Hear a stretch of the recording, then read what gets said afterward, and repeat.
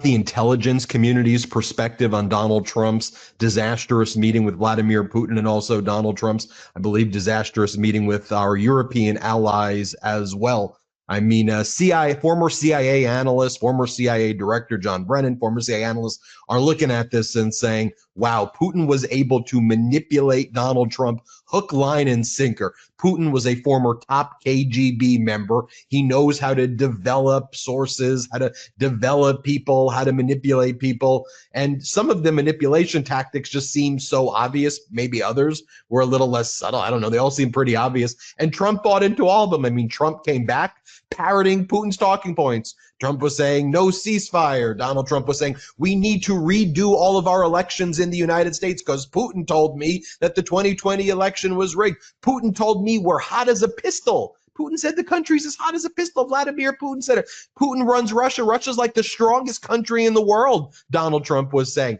Putin turned Donald Trump into literally Putin's PR guy, and Trump came back. He's like Peskov, and he's been just saying, Peskov's Putin's PR guy, and Trump's been just saying all the Putin talking points. It reminds me of this article from Foreign Policy that I read back in July. I've shared it with you all before. When the threat is inside the White House, what CIA insiders make of the MAGA moles and toadies now in charge of U.S. national security. You go and you read it. It's like, with Ratcliffe in charge, John Ratcliffe, who's a Trump lackey at the CIA, the MAGA warrior Kash Patel running the FBI, the conspiracy theorist Tulsi Gabbard overseeing national intelligence, and the Christian nationalist Pete Hegseth at the Pentagon, Trump has created the makings of a national security nightmare. Quote, totalitarianism in power invariably replaces all first-rate talents, regardless of their sympathies, with those crackpots and fools whose lack of intelligence and creativity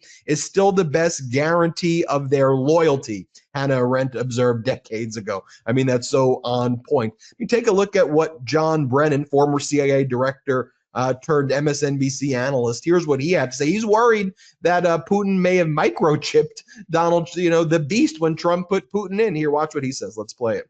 So I think you could see on Putin's face, he felt very, very comfortable. And the fact that he was given a ride then in the presidential limousine, the Beast, I certainly hope the Secret Service has swept that vehicle very well in terms of any type of, small microchip that might have been put in the vehicle. But then in the press conference, Putin looked chipper. He looked upbeat.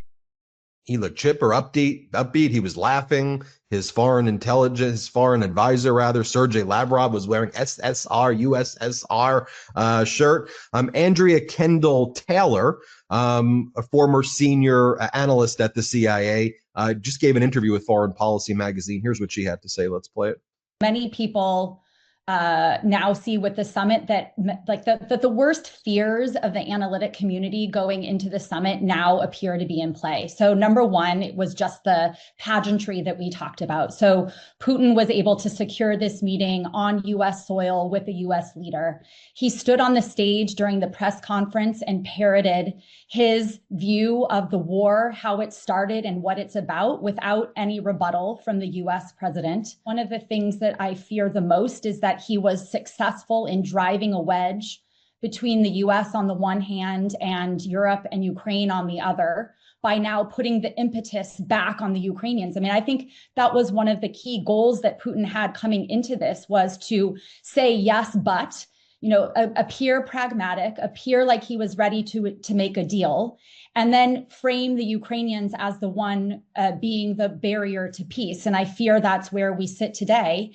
And quite notably, there were no concessions from the Russian side and no pressure, no sanctions. And so it really was a great success, I think, for President Putin, in that, he's shifting the onus back onto the Ukrainians, raising the risk that the United States reapplies pressure to Ukraine, while also buying more time to prosecute this war. So all in all, I think it was a big win for the Russians, a big loss for Ukraine. And let's show you over here. This is former CIA official Robert Dannenberg. Here's what he told ABC. Let's play it. You were station chief in Moscow once. That's the head spy in Moscow. You knew Vladimir Putin at the time. He, of course, has that intelligence background as well. How did that play into what you saw play out in Alaska? Yeah, thank you. People talk a lot about Vladimir Putin's background as a KGB officer, but what does that mean? It means he's a detail guy. It means that he's a guy who understands intelligence and its importance for him as a head of state. He will have spent hours preparing for his meetings with Donald Trump. I think this was the 7th one that they've had, and he will have carefully factored in what his intelligence services tell him about Donald Trump and what's going on in the United States in his preparation for his meeting with the president on Friday. So how did you see that play out, really? Well, KGB training, like CIA training, is a lot about spotting, assessing, developing, and recruiting people to be intelligence sources. And in the case of Putin and Trump, it's about spotting, assessing, developing, and manipulating, which is also a key part of the intelligence equation. And what we saw on Friday, what we've seen in previous meetings, including Helsinki, was Putin showing that he had carefully prepared his remarks that he was going to make to Donald Trump, and they were designed to ingratiate himself with the President of the United States and put him in a position to manipulate the president's point of view. Do you think he got what he wanted? I think, didn't Donald Trump say he would know whether the meeting was going to be a success or a failure in the first 2 minutes? I would argue to you that Putin saw the same thing. When Putin got into the car with Trump and he turned and looked at the cameras and smirked, that was his 2-minute, I've got this thing. Well said. Let's bring in Ned Price, former senior analyst at the CIA, in charge of the PDB, Presidential Daily Briefing. You are a spokesperson for the CIA. Break it down in your perspective. Let's first talk about the meeting with Putin. Then let's go on to Trump's meeting with Europe. Let's then go on to where we go from there. But talk through what you saw with the meeting with Putin. Well, I think the clips you played were instructive. There are lots of concerns when any American president, let alone Donald Trump, is going to meet with Vladimir Putin, who has an intelligence background, who's been on the world stage for decades now. Yes, of course, you have to be worried about the concern that they might place some sort of technical listening device in the beast or take advantage of technological means to further their intelligence goals against the White House. I'm actually much less concerned about that. Number one, how much are you going to learn from listening to Donald Trump rabble and the beast? But number two, I think this, more seriously, there's another tactic I think that Putin was prioritizing here, and it's less about surveillance and it's more about, as you heard from Rob Dannenberg, manipulation. That is really, as Rob was saying, the key skill that intelligence officers learn when they're going through their training, whether they're KGB, whether they're CIA, whether they're any other intelligence, worthy intelligence outfit the world over. And it's not about, technology that will make you appear invisible or learning how to see through hidden eyeballs in the back of your head. I think there are lots of misconceptions about what intelligence tradecraft is. It is really the art, and it is the art of, as Rob was saying, understanding someone, assessing someone, and then most importantly, lending the false impression to your target that you care about him or her, that you're interested in what they're talking about, and that you're on the same team. And I fear that's exactly what President Putin did from the moment he got into the beast with Donald Trump. We heard about some of that, including from Trump himself. He said that Putin raised mail-in voting. He said that Putin complimented him on some of the greatest hits from the campaign trail. And really endorse some of what he'd been saying. Obviously, so much of that was about manipulation. But then I think yesterday there was something really startling that hasn't gotten enough attention. President Trump was having a conversation with President Macron, and there was a hot mic. And President Trump sort of leaned over and said to President Macron, "I think Putin wants to make a deal. I think he wants to make a deal for me." Very clearly, Putin left Trump with the impression that, you know what, I like you, we can work together, let's do this together. But he also left, and I think this is the most important point, President Trump embracing not Ukraine's view, not Europe's shared view, but the Kremlin's view. If you remember, Ben, President Trump went into the summit on Friday saying essentially, if there's not an immediate unconditional ceasefire, won't be happy. Moscow will face the severe consequences they were supposed to have faced the Friday before, Trump's own self-imposed deadline, and I'll walk away in 2 minutes if I don't hear that. And then lo and behold, a couple hours later, the two men appear on stage together. President Trump has fully embraced President Putin's vision of a so-called peace deal. There was nothing to be heard or found of a ceasefire deal. And he was saying things like, it's up to President Zelensky now to make peace. So President Putin was absolutely successful. He was most successful in the skills that he learned in the KGB, manipulating, bringing, and really cementing President Trump in his camp. And the whole setup, though, that Trump even did in Alaska seems to have kind of trapped himself, in addition to all of the tactics that Putin was going to deploy.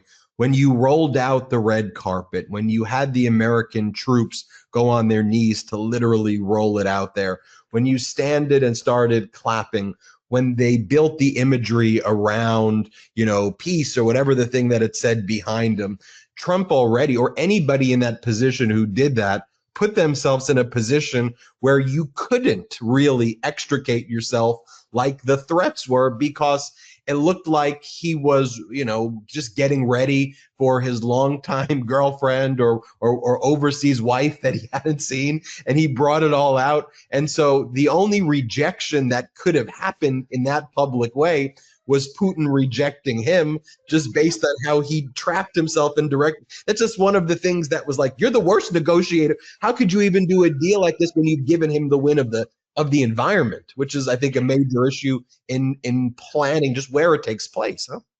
Yeah, it's such an own goal. Look, there have been a number of elements that have been useful to Ukraine in its efforts to defend itself against Russian aggression over the past several years.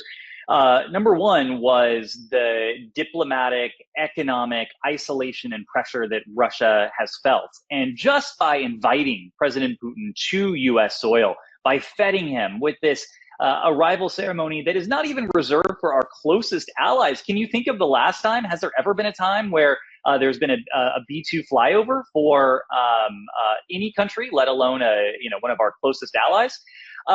And with that arrival ceremony, with the setup, as you said, President Trump undid so much of what dozens of countries around the world have worked for several years to put in place. This political isolation, diplomatic isolation with sanctions and other forms of economic pressure, this economic isolation. And then you have the optics of it all. What President Putin has coveted, especially since President Obama called Russia a quote unquote regional power in the waning days of his second term, is nothing more than to stand on the same plane as the US president, to stand side by side, to be seen as an equal.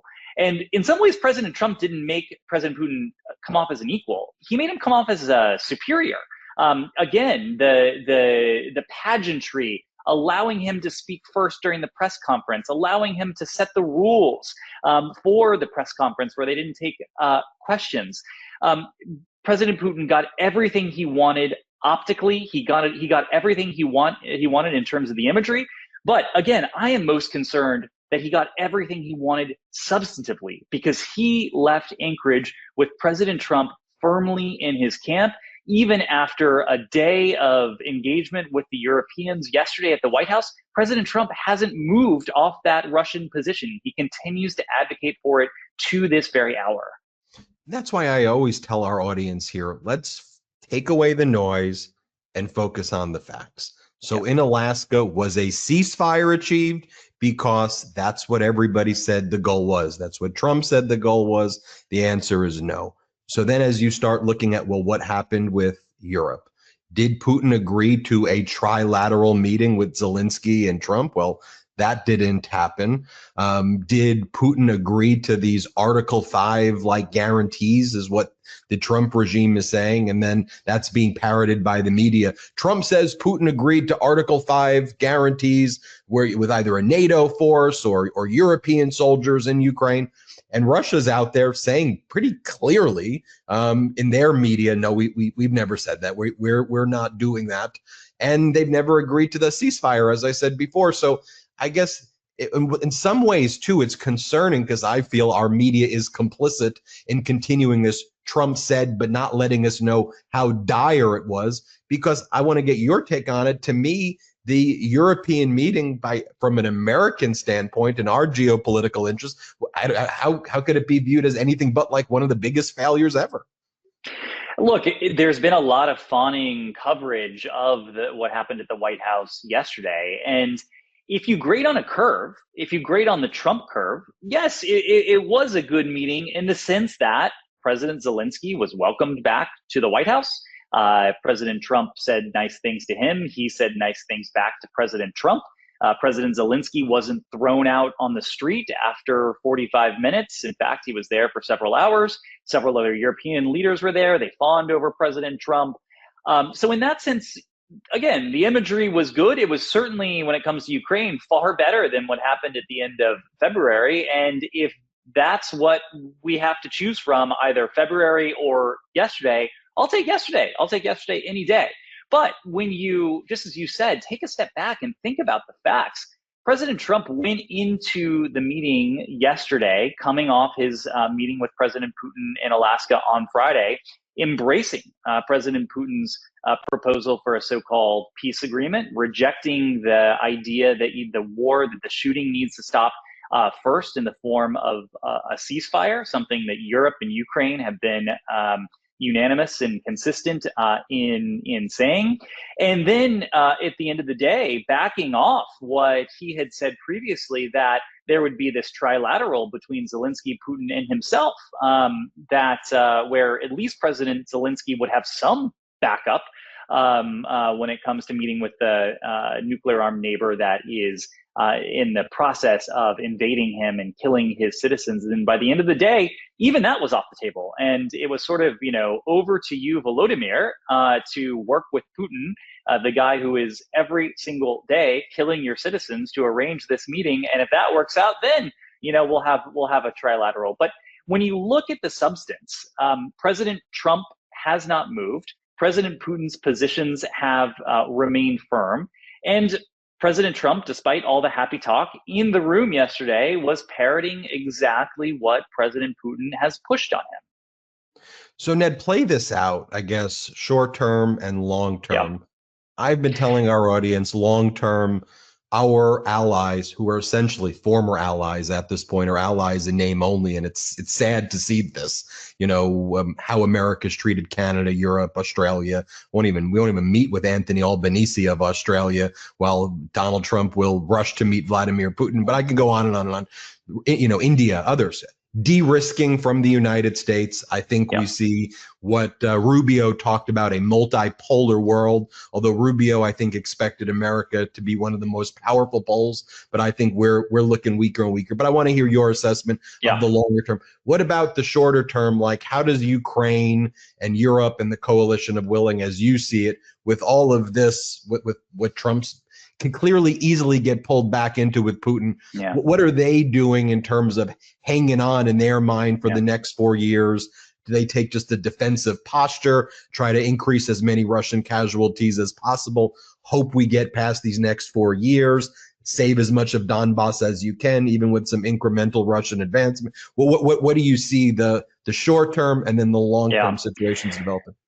Yeah, well, first the short term, and I'll tell you my fear. My fear is that President Putin is again just playing for time, and his apparent rejection of a trilateral meeting, to me, is a data point. It's not dispositive, but it is a data point that he doesn't intend to meet with President Zelensky. That he is willing to stand up President Zelensky, but he didn't want to also, at the same time, stand up President Trump. And so by disaggregating them and potentially suggesting, maybe Volodymyr and I will get together first, and if that goes well, we'll bring you into it. That's just his stall tactic. And I would actually be surprised if a meeting between Ukraine and Russia at the leader level materializes over the coming weeks. And even Russian media is starting to say the issue was broached as to whether there could be more senior level contacts. It's very, very non-committal, and I don't think that's a very good sign. So I think the task that's between Russia and Ukraine. If there's a trilateral following that, great. I think that will be to certainly Ukraine's benefit and to Europe's benefit.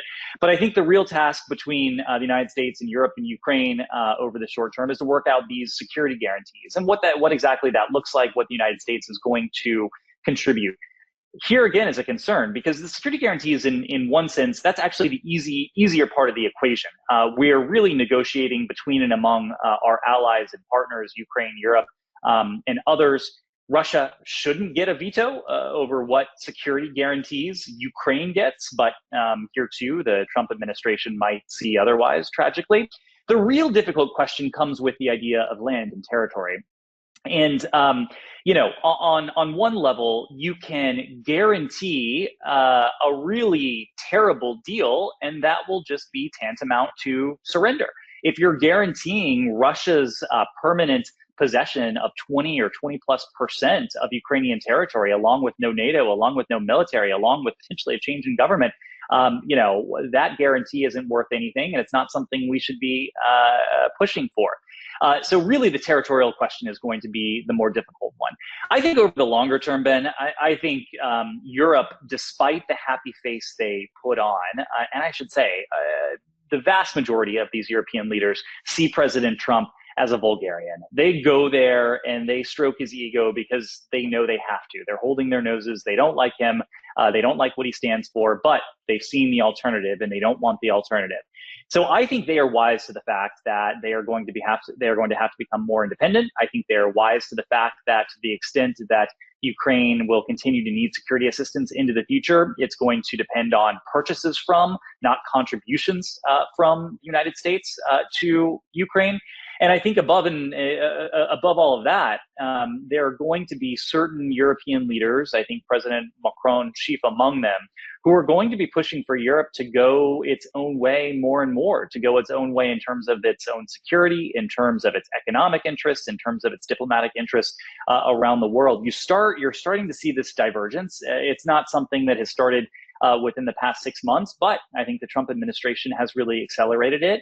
And over the next 3.5 years, I fear that Europe can make a good amount of progress if it feels incentivized to go its own way, to create that daylight with and from the United States. That's certainly not in our interest. It's not in Europe's interest over the long term. But Europe, unfortunately, not without reason, believes that they have no alternative at this point. Yeah, I mean, even you see with Canada, it's like they have the F-35s and they're now doing a review that if there was a way not to buy the F-35s, they would. And they're kind of, there's nothing else out there in the market that's really like it based on what they're doing. But you see Europe having to assert itself. We got to be building these weapons. Japan rebuilding its military. I mean, you're seeing across the world what this looks like with a weaker America. And anything else before we go that you think needs some more coverage that isn't getting enough attention that you want to let our people know? Well, Ben, I think Russia-Ukraine is really dominating the news, but to some extent it is, I think, eclipsing so much of what else is going on in the world right now. When's the last time that the mainstream media has really covered Gaza, the abject failure of American leadership there? There has been no American leadership there. And, I think to some extent, President Trump really pushed for this showy, flashy summit on Friday. Yes, I think there was some sense that he wanted to get a deal between Russia and Ukraine, which still appears elusive. But to some extent, this is intentional. And he wanted to block out coverage of Epstein. He wanted to block out coverage of inflation, of some of the economic indicators. And so he has put on a show. We have watched that show, but we also need to continue watching everything else that's going on around the world. And unfortunately, here too, all the terrible things that this administration is inflicting on us here at home. I mean, you're so right. I mean, you talk about Trump being graded on a scale. I mean, remember when he met with King Abdullah of Jordan, and then he was saying, "I want to Gaza." Remember, Trump goes, "Gaza's mine. Yep. I'm taking it. It belongs to me. It's mine." Yep. And the media's like, "What?" Right next to King Abdullah, and then they're like, "What do you mean you're taking it?" And Trump's like, "It's done. It's mine. Be quiet. It's ours." And he talked about building it like a real estate deal, which to me, gave the green light right there to Netanyahu, and by the way, we're seeing if you look in Tel Aviv right now, and this isn't getting covered by our corporate news, there are major protests in Israel right now against what Netanyahu was doing right now there, and that gets no attention. You and I could talk about this stuff for forever. I think we hit all the. We'll come back soon. We'll talk about the rest of the world. Thanks, Ned. We appreciate you. Thanks, Ben. Thank you. Ned Price, everybody. I was about to speak with Ned for the entire day and maybe longer, so we'll let him go. Hit subscribe. Let's get to 6 million subscribers. Thanks, everybody. The truth is more important than ever. Check out our new Truth Over Lies collection at store.MeidasTouch.com. All 100% USA union made.